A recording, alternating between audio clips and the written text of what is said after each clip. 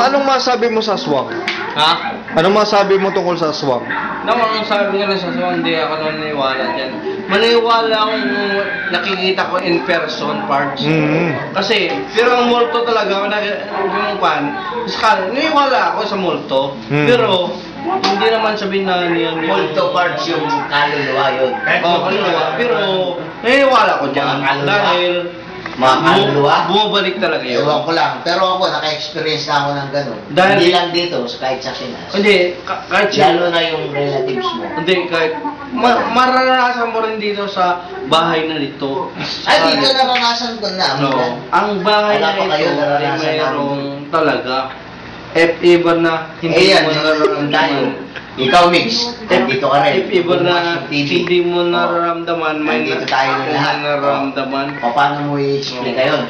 Ikaw, wala ka rito. Nandun kami lahat sa kusina. Ngayon, Ang nasa kusina. ito naman sa presyo. Ito.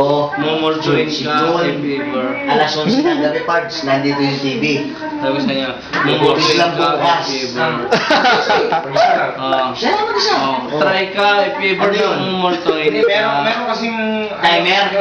Hindi Ano? timer. Ang Bay. appliances, minsan... Takot ka ba sa mumo? Pero, Hindi rin. Medyo, Ay, pero hindi naman outlet na natatakot. Napag-aral, Kaso nag-aral lang, ako ng- nag-aral ako ng- ay